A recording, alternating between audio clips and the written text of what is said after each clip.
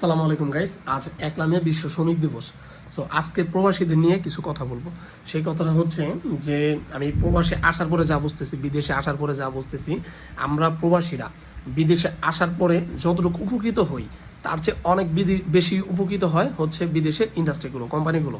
ঠিক আছে, তার কারণ হচ্ছে যে আমরা বাংলাদেশ থেকে যদি না আসতাম তাদের কোম্পানিগুলো অফ হয়ে যেত। ঠিক আছে, তাদের কোম্পানিগুলো শ্রমিকের অভাবে এগুলো অফ হয়ে যেত, এগুলো প্রোডাকশন দিতে পারতো না। সো যার কারণে তাদের কিন্তু আমাদের যতটা কাজ দরকার তার চেয়ে বেশি তাদের শ্রমিক দরকার।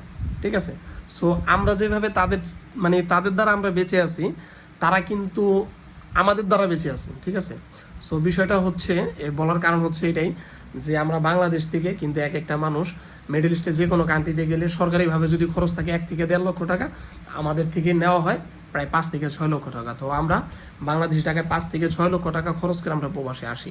ঠিক আছে, এরকম গরিব কান্ট্রি যেগুলো আছে সেগুলো আছে, যেমন যদি বলি ইন্ডিয়া, নেপাল, তারপরে শ্রীলঙ্কা, পাকিস্তান, এগুলো কিন্তু উন্নত কান্ট্রিগুলোতে আসে তারা কাজ করার জন্য। ঠিক আছে, তারা যদি না আসতো তাহলে কিন্তু উন্নত কান্ট্রিগুলো, ইন্ডাস্ট্রিগুলো অফ হয়ে যেত। তারা লক্ষ লক্ষ মার্কিন ডলার ইনভেস্ট করছে এখানে। ঠিক আছে, সো এগুলো অফ হয়ে যেত। বাট আমরা কি হচ্ছে, বিশেষ করে বাঙালিরা আমরা বুঝি না। ঠিক আছে, ইন্ডিয়ানরা, নেপালটা, তাদের কিন্তু অন্য দেশে আসার জন্য এত টাকা খরচ করতে হয় না বাংলাদেশিদের যত টাকা খরচ করতে হয়। সো কি বলতে চাচ্ছি সেটা আপনারা বুঝতেই পারতেছেন যে একটা বাংলাদেশির যদি বিদেশ আসতে খরচ হয় 1 থেকে 1.5 লক্ষ টাকা সরকারিভাবে, সেইখানে দালালটা আমাদের কাছ থেকে নেয় কত, 5 লক্ষ 6 লক্ষ টাকা। ঠিক আছে, সো যাই হোক গাইস, মানে কি বলবো, প্রবাসীদের টাকায় দেশ চলে, এটা বলার আর কিছু নাই। আর এটা নিয়ে বলতে গেলে ভিডিওটা অনেক বড় হয়ে যাবে, সো এত কিছু বললাম না। সো এতটুকু বললাম যে যারা প্রবাস আসবেন বুঝে শুনে আসেন। আসলে আমি আসছি, না আসলে হয়তো বা শিক্ষা হতো না, আমাকে অনেক বন্ধু, অনেক আত্মীয় স্বজন আসতে না বলছিল। আর বেশি দিন আমার হয়তো থাকাও হবে না, আমি চলে যাব। সো তারপরেও কথাগুলো আপনাদেরকে বললাম যে আসলে আমরা যতটা উপকৃত হই মানে বিদেশের মাটিতে এসে, তার চেয়ে বেশি উপকৃত হয় বিদেশি কোম্পানিগুলো। ঠিক আছে, সো আমরা আসার জন্য যদি এত হিরিক না করি, মানে আমরা আসার জন্য যদি এত ব্যস্ত না হই, একটা সময় দেখা যাবে যে বিদেশের যে কোম্পানিগুলো আছে, যেমন আমাদের বাপ চাচারা যখন বিদেশ করছে, যদি আরও 30 বছর 40 বছর আগের কথা বলি, সো তাদের কিন্তু আমরা যতটুকু শুনছি যে বিদেশ আসার জন্য তাদের কাছ থেকে কোনো টাকা নেওয়া হয়নি।